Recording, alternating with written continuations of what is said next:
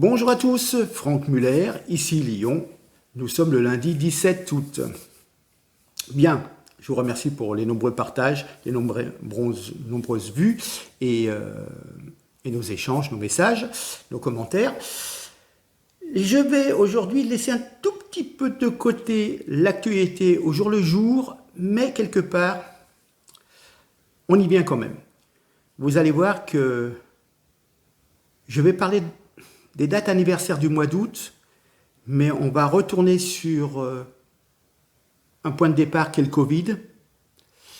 Et voilà, ça va.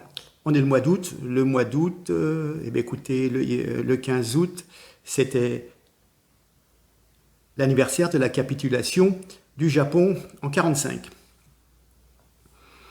qui a suivi, si vous voulez, les bombardements d'Hiroshima et Nagasaki, qui étaient, je crois, le 7 et le 9 août. Bien, c'est une chose. Je vais revenir au mois de juin 1944, et vous allez voir qu'en fin de compte, je vais vous dérouler, ça va faire un fil, et si vous voulez bien vous donner la peine de me suivre, vous allez comprendre où je veux en venir, et savoir que parfois ceux qu'on croit être nos amis visent surtout leurs intérêts politiques et commerciaux, notamment les États-Unis. Voilà, je vais vous expliquer une chose. De Gaulle a toujours été relativement très intransigeant, et notamment avec les Américains. Et c'était incompréhensible, et donc il passait un peu pour un vieux con pour les jeunes générations. Mais il avait des raisons. Par exemple, Charles de Gaulle refusait systématiquement de commémorer le débarquement de Normandie le 6 juin, et puis il s'en était expliqué avec Alain Peyrefitte en 63-64, quand celui-ci, Alain Peyrefitte, était ministre de l'Information, et donc il se voyait en tête-à-tête plusieurs fois par semaine. Et d'ailleurs, si vous voulez, Alain Peyrefitte l'a expliqué dans ses ouvrages C'était de Gaulle, et dans le tome 2, par exemple, paru en 97, page 84 à 87, il cite ça au 30 octobre 63. Qu'est-ce qu'il nous dit? Et vous allez comprendre. La France a été traitée comme un paillasson. Churchill m'a convoqué d'Alger à Londres le 4 juin. Il m'a fait venir dans un train où il avait établi son quartier général.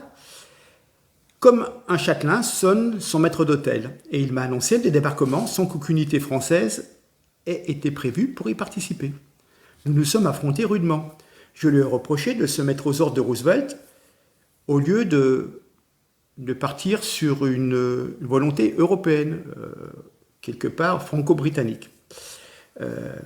Donc, Charles de Gaulle, ses propres mots, c'est « Le débarquement du 6 juin a été l'affaire des anglo-saxons. La France en avait été exclue. Ils étaient bien décidés à s'installer en France comme en territoire ennemi. Attention, comme ils venaient de le faire en Italie et comme ils s'apprêtaient à le faire en Allemagne. Ils avaient préparé leur Amgot, A-M-G-O-T, qui devait gouverner souverainement la France à mesure de l'avance de leurs armées. Ils avaient imprimé la fausse monnaie qui aurait eu un cours forcé. Ils se seraient conduits comme en pays conquis. C'est-à-dire, Amgot, c'est Allied Military Government for Occupied Territories. Gouvernement militaire allié pour les territoires occupés. Donc, dès les premiers jours suivant le débarquement du 6 juin 1944, les armées américaines commencèrent à distribuer des billets de banque pour remplacer les billets français émis durant l'occupation. Tout de suite, le 27 juin 1944, le général de Gaulle arriva sur le sol français, tapa du poing sur la table en dénonçant cette fausse monnaie et en interdisant la circulation de ces billets. Et il installa tout de suite un gouvernement provisoire de la République française. Donc, du coup, cela a fait tomber tous les plans d'installation d'un commandement militaire imposé à la France, c'était l'AMGOT. Voilà, donc heureusement, là à l'époque de Gaulle, sur ce plan-là, il a su se débrouiller et il a tout de suite imposé ses commissaires de la République, les préfets, les sous-préfets, ses comités de libération, et voilà. Et donc il disait, et vous voudriez que j'aille commémorer le 6 juin le débarquement, alors que c'était le prélude, en fin de compte, à une seconde occupation du pays, de la France. Et oui, il faut le savoir. Donc ne comptez pas sur moi, je veux bien que les choses se passent gracieusement, mais ma place n'est pas là. Et puis ça contribuerait à faire croire que si nous avons été libérés, nous ne le devons qu'aux Américains. Ça reviendrait à tenir la résistance pour nulle et non avenue.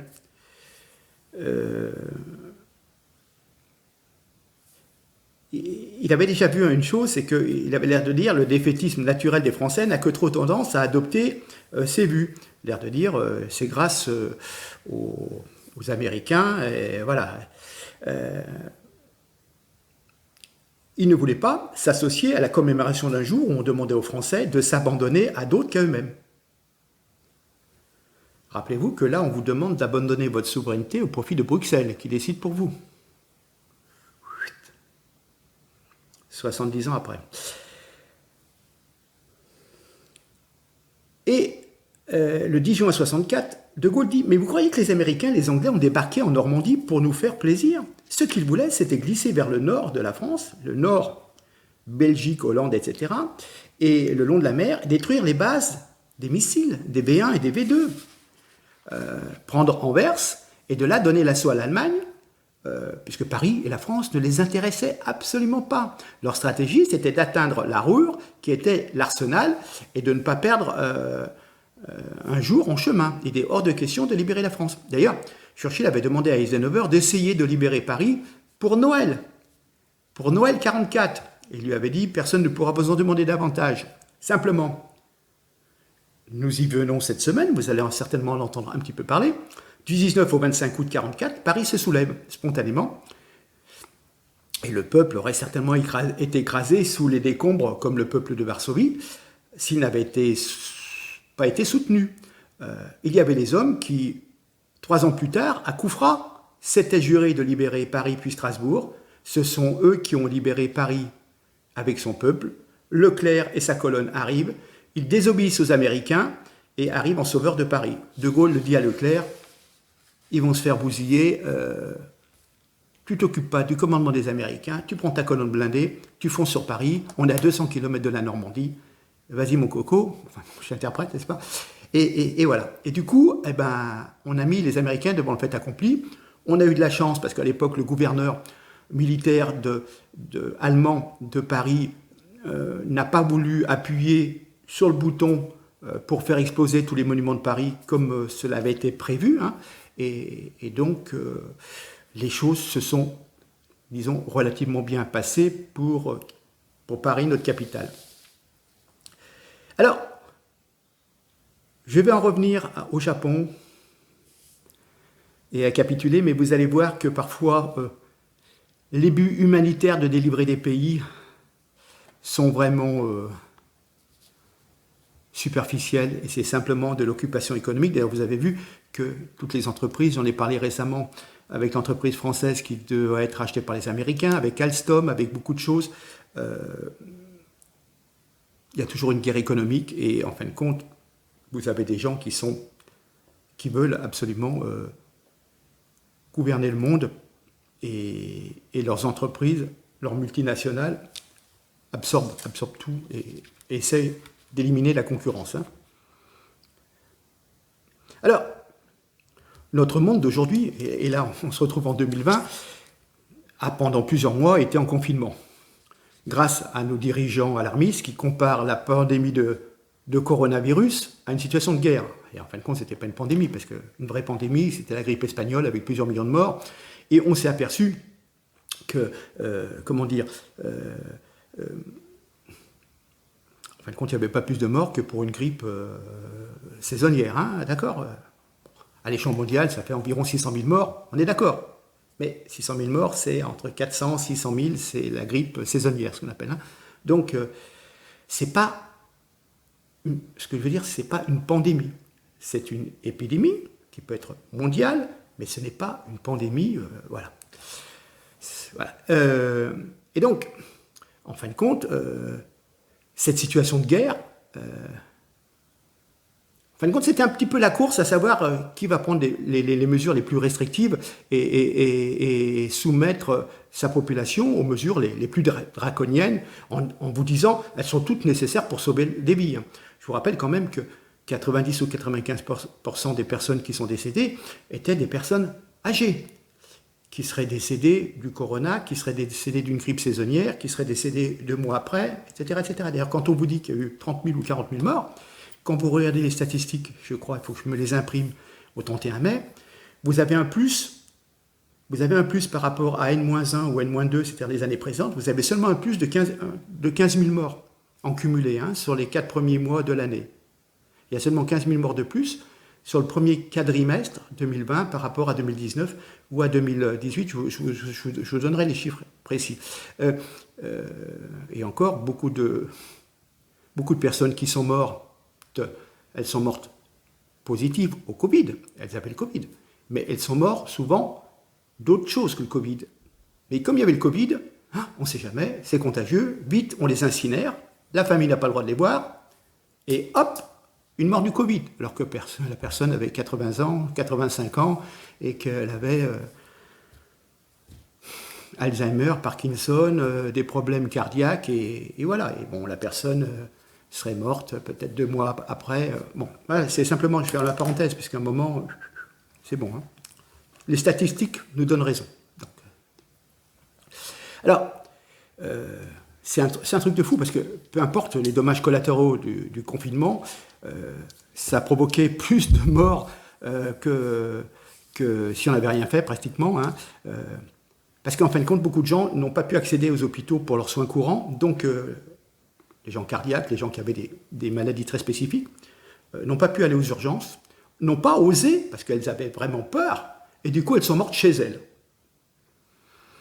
Donc, ce qu'on appelle le bénéfice, si vous voulez, hein, entre ceux qui sont... Enfin, le bénéfice en vie n'est pas probant, parce que ce sont les autres qui avaient besoin d'aller vraiment à l'hôpital, qui n'ont pas pu y aller, et qui sont décédés de leur longue maladie. Donc, vous voyez, bon. Alors, donc, on se retrouve au milieu d'une guerre étrange dans laquelle les gens devaient rester chez eux à regarder la télé. Hein. Et puis, on les a fait rire de plus en plus tous les jours avec des affirmations exagérées, des médias qui égrenaient tous les jours des chiffres douteux des cas de décès. Hein. Alors, quand bien même c'était des personnes âgées, des personnes vulnérables qui payent le prix élevé, on fait n'importe quoi, soi-disant pour sauver des vies. Hein. Donc on peut faire en toute impunité n'importe quoi, comme tuer beaucoup de monde, sous prétexte de sauver des vies. Mais en fin de compte, et c'est là où je veux en venir, rappelez-vous que depuis des années, on tue beaucoup de gens pour soi-disant sauver des vies. Plusieurs guerres menées par des gouvernements occidentaux qui ont latéralement tué plus d'1,5 million de personnes ont été justifiées par la nécessité de sauver des vies humaines. Je viens à Hiroshima et Nagasaki. À la fin de la Seconde Guerre mondiale, les États-Unis ont largué 2 bombes nucléaires sur des villes japonaises, Hiroshima, Nagasaki, qui ont tiré environ au moins 200 000 victimes. Et après, tous les gens qui ont été soumis aux radiations, qui sont morts dans d'horribles souffrances, on n'en tient pas compte. Hein. Motus. Bon, mais là, officiellement, il s'agissait aussi de sauver des vies. Quels que soient les crimes immoraux commis contre l'humanité, ils sont justifiés par des motifs soi-disant rationnels, comme celui de la nécessité de servir un intérêt supérieur pour le bénéfice de tous, pour le bénéfice de l'humanité. On va abréger cette guerre. Ah, donc on fait exploser des centaines de milliers de personnes à l'aide d'armes de destruction massive, et comme si cela était la seule façon de parvenir à servir l'intérêt supérieur et d'apporter la paix. Donc, on a pu faire croire aux populations que l'attaque nucléaire contre le Japon avait pour but de sauver des vies. Comme on a pu faire croire que d'envahir l'Irak et tuer 1,5 million d'Irakiens avait pour but de les sauver. On va les sauver de Saddam Hussein, vous voyez, en tuant 1,5 million. Eh ben, ils ont été vachement sauvés. Hein. Alors il est sans doute assez facile de convaincre un tiers de la population mondiale qu'on peut sauver des vies en les faisant confiner, hein. Même si cela détruit l'économie mondiale et qu'il y aura des dizaines de milliers de personnes qui vont mourir de la faim, des enfants aussi, de malnutrition, de maladies, parce qu'en fin de compte, tout est bloqué par le confinement, l'épidémie. Donc, les contes de fées pour enfants ont toujours existé, mais les adultes ont toujours été dans l'obligation de faire face à de cruelles vérités. Ce conte de fées a pour but de procurer un sentiment de confort, de sécurité, mais la vérité est autrement différente. Hein. Donc on vous la modèle, on vous la déforme pour susciter un sentiment agréable, pour que vous sentiez justement dans cette sécurité. Alors, les adultes, effectivement, et les médias font tout pour que les personnes s'éternisent dans l'enfance et persistent à croire au conte de fées et qu'ils écoutent bien le discours du gouvernement, hein, parce que si jamais ils pensent différemment, hors de la pensée unique, c'est lourd de conséquences, bien sûr. La vérité pour laquelle les États-Unis ont vaporisé, si vous voulez, il faut exploser Hiroshima et Nagasaki en 45, en août 45, c'est pour ça que j'en parle, est largement méconnue. La défaite de l'Allemagne lors de la bataille de Berlin a été obtenue grâce aux troupes de l'armée rouge soviétique, hein, bien sûr. C'est pas que les Américains. Les Allemands, les nazis étaient pris en étau et le front de l'Est était très dur, hein, très âpre. Hein. Et le Japon était sur le point de se rendre. La Seconde Guerre mondiale touchait en réalité à sa fin. L'empereur japonais avait adressé un télégramme aux États-Unis pour engager une procédure de paix. Le Japon et les États-Unis connaissaient les intentions de l'URSS d'aider les États-Unis à attaquer le Japon. Parce qu'en fin de compte, du côté oriental, les Soviétiques pouvaient commencer à embêter les Japonais et prendre aussi le Japon en étau, entre les forces américaines et les forces soviétiques, dans la mesure où ils avaient, si vous voulez, gagné sur le front européen, parce que les Allemands avaient capitulé en mai 1945. Rappelez-vous, donc leurs troupes étaient juste des troupes d'occupation, ils pouvaient libérer les troupes pour attaquer les Japonais. Donc, c'était verrouillé. Hein. D'ailleurs, Truman avait dit, dans la mesure où l'URSS rentre en guerre, la guerre va se terminer plus tôt. Et il ose dire à sa femme, pensez à tous les enfants qui ne seront pas tués. Voilà. Le fait que le Japon soit pris en étau, bon, ils étaient perdus d'avance. Hein. Donc, lâcher des bombes atomiques sur le Japon était inutile. Elles ont été développées et utilisées pour envoyer un message à l'URSS. Prenez conscience que nous avons l'arme atomique, que nous la détenons. D'ailleurs, il y a un général, Leslie Grob, qui déclara « J'avais pris en charge ce projet depuis environ 2 semaines et je n'ai jamais, pendant cette période, eu le moindre doute quant au fait que la Russie était notre ennemi. Et c'est sur cette base que le projet a été mené. » Ils avaient déjà anticipé qu'effectivement, il y avait un bloc soviétique contre le bloc occidental et qu'une fois le Japon écrasé, eh ben, on savait qu'on allait arriver à cette guerre froide et cette URSS qui occupait la moitié de l'Europe. On est d'accord. Donc, lâcher des bombes atomiques, eh ben, c'était pas surtout pour le Japon, mais on pensait à l'après-match géopolitique avec la Russie et cette nouvelle guerre froide qui allait arriver. Et quelque part, il fallait impressionner les Russes en disant « Ah mon coco, vous avez une armée très très forte, l'armée rouge, beaucoup de soldats, prêts au sacrifice. Prêts au sacrifice parce que sous dictature, avec des commissaires politiques qui les obligeaient à aller de l'avant, et si jamais certaines personnes reculaient, on leur tirait dans le dos, parce qu'ils étaient considérés comme traîtres ou comme déserteurs. Donc c'était vite vu. Hein. Donc, toujours ce conte de fées qui vous raconte comment l'atomisation du Japon sauverait des vies. Et voilà. Donc, les personnes qui dirigent le monde le considèrent, lui et ses habitants, d'une manière bien différente à celle de la plupart des individus. Vous, moi, nous avons des idées relativement simples et on ne cherche pas à nuire à quelques personnes que cela soit. Mais eux ont... Et ça tourne, et ils vont aller chercher des trucs, et voilà. Donc, il y a des valeurs, la communauté, la justice, l'honnêteté, sont pour eux des concepts qui leur sont étrangers. Quand vous êtes arrivé au pouvoir, déjà toutes les saloperies que vous avez faites pour éliminer vos différents candidats, opposants, et vous arrivez au pouvoir, vous avez le pouvoir suprême. Là, ne dites pas que vous êtes gouverné par l'honnêteté, hein. Lorsqu'ils présentent justement gouverner sur la base de ces valeurs, ils le font uniquement pour manipuler le public et maintenir leur domination. C'est une manœuvre utile de relations publiques. Voilà. Pendant la Seconde Guerre mondiale, il faut savoir, et vous allez voir comme c'est tordu, hein, le Japon disposait d'un programme secret de recherche biologique. on en vient au virus, appelé Unité 731. Ce programme impliquait les expériences les plus horribles, de l'injection de maladies déguisées en vaccins aux vivisections sans anesthésie pratiquées sur des civils chinois, pour la plupart, et sur des prisonniers de guerre. On estime que 200 000 personnes sont mortes au cours de ces expériences scientifiques cauchemardesques. Donc, les personnes à l'origine de ce programme scientifique, horriblement scientifique d'ailleurs, les soi-disant scientifiques et médecins n'ont jamais eu à rendre compte de leurs crimes. Beaucoup sont devenus des experts de premier plan dans divers domaines scientifiques et médicaux. Au lieu de cela, le gouvernement états-unien, les Américains, s'est efforcé d'acheter des données issues des abominables expériences de ces criminels de guerre afin de poursuivre leur travail. Vous voyez, il y avait les fameux médecins nazis dans les camps qui faisaient des expériences. Certains ont été récupérés, certains ont été jugés, condamnés, d'autres ont été récupérés. Des grands savants comme Werner von Braun ont été récupérés par les Américains. C'était l'inventeur des missiles, des V1, V2, et il a aidé au programme de la NASA pour aller sur la Lune. Donc ils sont récupérés toutes les grosses têtes, même des gens qui étaient pervertis, des sadiques, des médecins fous. Voilà.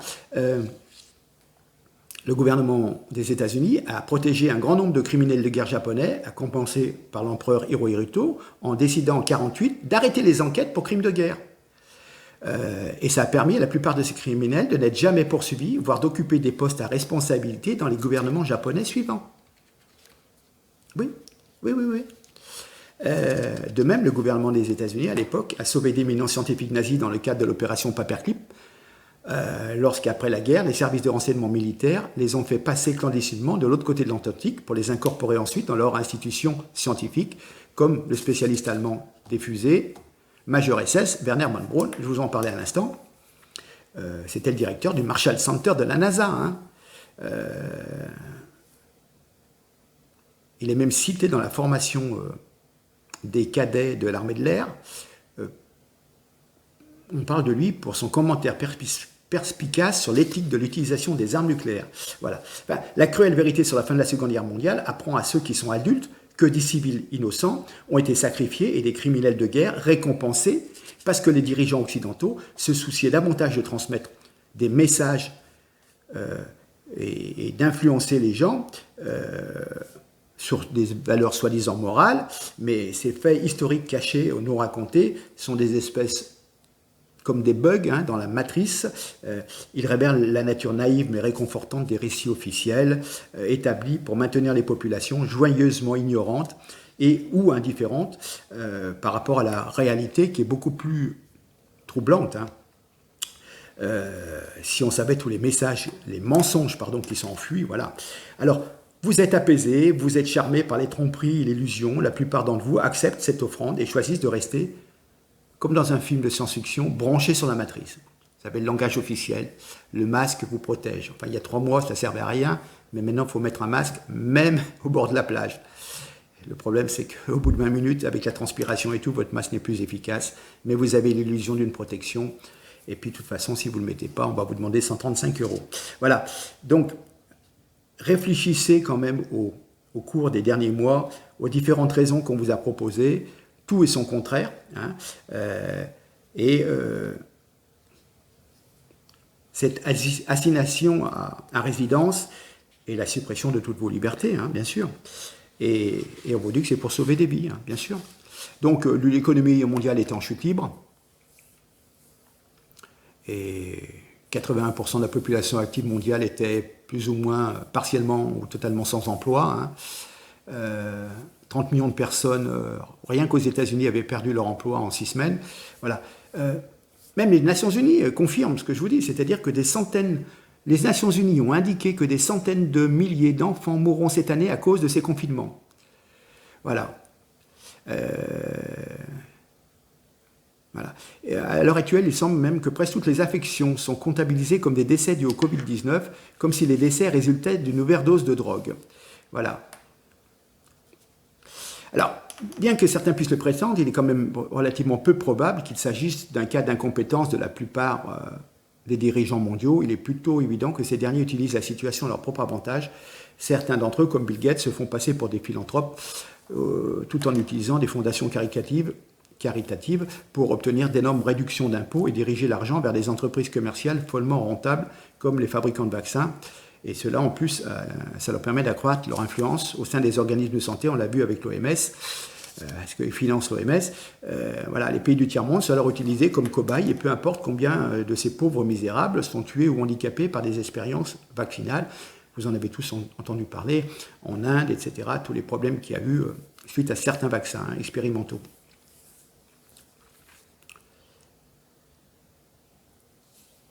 Et alors les gens vous disent, mais je vais dire, voilà, je dis, et beaucoup de gens me disent, mais attendez, c'est insensé ce que vous dites, mais pourquoi ferait-il cela? Eh bien parce que, réfléchissez, bon, ce sont des gens qui sont méga riches, ce sont des élites dirigeantes, qui par le passé, et certainement avec beaucoup de bassesse, ont manipulé, ont effrayé des gens pour accroître leur richesse et leur contrôle. Donc ils n'ont aucun scrupule moral à exagérer la menace d'un virus pour renforcer les mesures déjà existantes et oui, pour renforcer donc, ces mesures de privation de liberté d'un État policier et promulguer certaines lois et vont empocher des tonnes d'argent grâce à des vaccins qui seront bientôt obligatoires. Quand même, réfléchissez. On l'a vu avec notre ministre de la Justice, les gouvernements, Belloubet, les gouvernements ont libéré carrément des criminels endurcis de leur prison, des terroristes aussi, et arrêtaient des citoyens respectueux de la loi pour s'être promenés seuls sur des plages ou dans des parcs. Il y avait même des drones qui suivaient, les drones envoyaient lieu dans certains quartiers chauds où on attaque des véhicules de police ou des véhicules de pompiers. Hein. Alors surveiller les gens qui se promenaient leurs chiens sur la plage, franchement... Donc des drones, des applications téléphoniques sont désormais utilisées pour suivre chacun de vos mouvements. Et puis bientôt, vous aurez un écran et on verra ce que vous êtes en train de faire chez vous. Hein. Big Brother, ça. Remarquez, vous avez, en fin de compte, comment dire, des espèces de micros dans nos différents appareils. D'ailleurs, Alexa, OK Google, et en fin de compte, il enregistre tout ce que vous êtes en train de dire. Hein. Voilà. On a affaire aussi à force, voyez l'exemple japonais, cette fameuse unité 731, c'est des psychopathes. Et en fin de compte, sous l'idée de faire des expériences, ils sont prêts à sacrifier des dizaines et des dizaines de milliers de personnes. Et on l'a vu, hein, pour 200 000 personnes ont été martyrisées, vaccinées, découpées plus ou moins vivantes. Et voilà. Donc, il y a une espèce de psychopathie médicale, pseudo-scientifique, qui, quelque part, annonce un enfer absolu pour la personne qui va s'opposer à cela. Et notre espèce est capable du pire, il faut s'en rendre compte.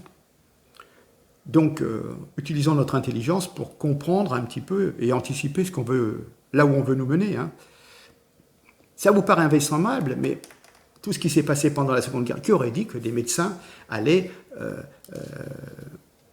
dépecer vivantes, faire des essais sur les fœtus, etc., sur des femmes enceintes, enfin des tas de choses, sur les jumeaux, voilà, dans la recherche de la race, dans la recherche de virus mortels pour anéantir des armées, etc. Cela s'est passé. Ne me dites pas que ça ne se passe plus. Quand certaines personnes vous disent « j'ai une fiole avec des armes mortelles, c'est Saddam Hussein qui les a et que toute l'ONU vote une intervention sur l'Irak, sur la base d'un mensonge. Ils ont menti il y a 20 ans, ils ont menti il y a 30 ans. Ils ont menti pour aller libérer le Koweït, soi-disant que des soldats irakiens avaient débranché des bébés prématurés dans des couveuses, ce qui était complètement faux. Enfin, des tas de choses comme ça. Et bon, maintenant, ça vous a... Et réfléchissez toutes les bêtises qu'on vous a racontées pour envoyer des troupes occuper l'Irak et pour voler le pétrole irakien et soumettre la population irakienne, comme on a voulu soumettre récemment la population syrienne, qui sont certes dirigés par des dictateurs, on est d'accord, mais Tout ça pour remplacer par d'autres dictateurs, mais qui soient plus en adéquation avec les Américains pour le plus grand profit des multinationales américaines, hein, qui vendent de l'armement, qui vendent beaucoup de choses, etc. etc. Voilà. Sur ce, bah, écoutez, je termine. Je voulais faire un parallèle, voyez, entre le présent et le passé, parce qu'en fin de compte, ne me dites pas que à l'heure d'actuelle, il n'y a pas des tordus pour faire certaines choses et nous mettre dans certaines directions, comme on a pu le faire en 45, en 40, en 39, etc., etc. En 80, la guerre du Golfe et tous ces trucs. Hein. Voilà. Donc, rappelez-vous, nos pauvres soldats qui sont revenus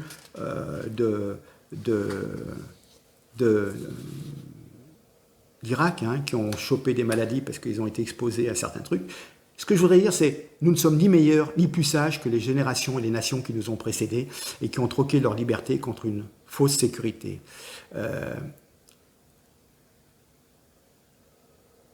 Nous ne pouvons pas croire que notre démocratie, notre soi-disant démocratie, est immunisée contre la dégradation et la corruption. Voilà. Hein.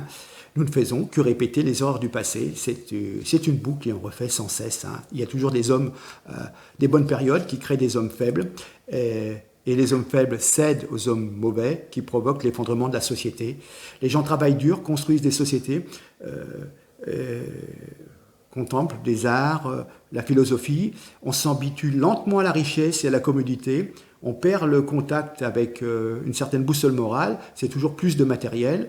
Et puis, à force, on veut toujours plus de matériel. Et tout est fait d'ailleurs pour vous donner envie de vous engager dans des crédits toujours plus, hein, la voiture, votre maison, etc., etc. Et puis, en fin de compte, vous êtes envieux de votre voisin. Et c'est comme ça que, au terme de nation, il en vient à, si vous voulez, des guerres qui détruisent tout.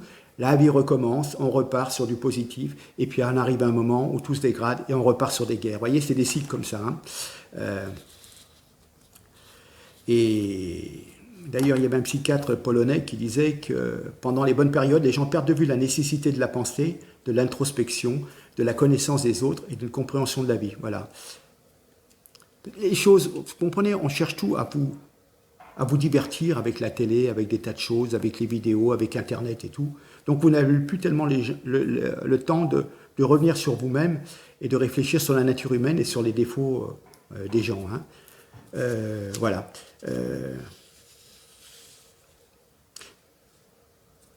Il y a une nouvelle langue, la novlangue. C'est-à-dire qu'il faut avoir un esprit sain, être positif, ne jamais émettre un mot décourageant.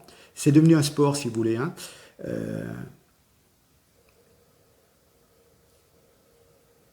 ne faut pas prévoir des choses négatives, donc vous êtes un rabat-joie ou vous êtes un complotiste. Hein. C'est ce que je veux dire. Hein. Enfin, le culte du pouvoir, en quelque sorte, supplante ainsi les valeurs mentales et morales. Voilà ce que je voulais vous dire. C'est essentiel pour maintenir la paix par des moyens pacifiques. C'est la moralité. Hein.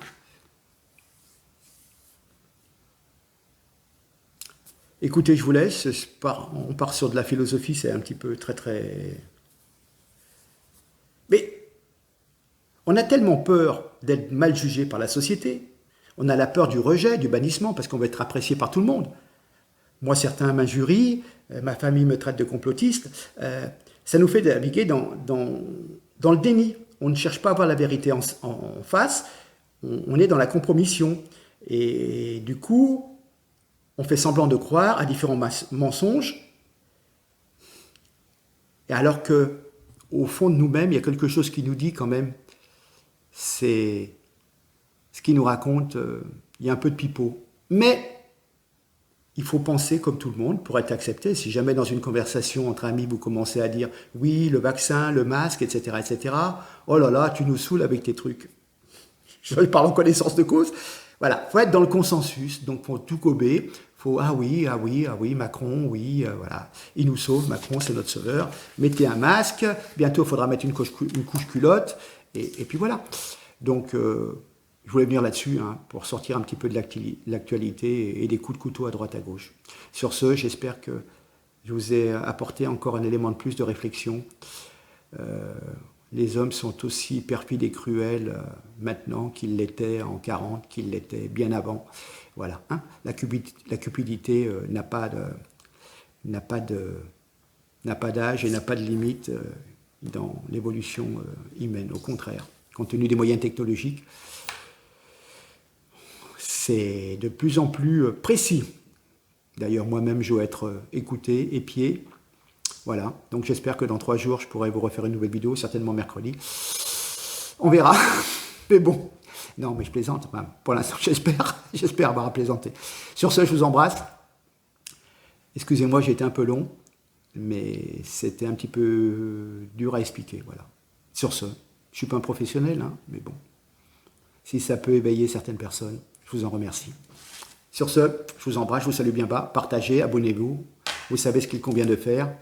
Et puis à très bientôt. D'accord? Allez. Merci beaucoup.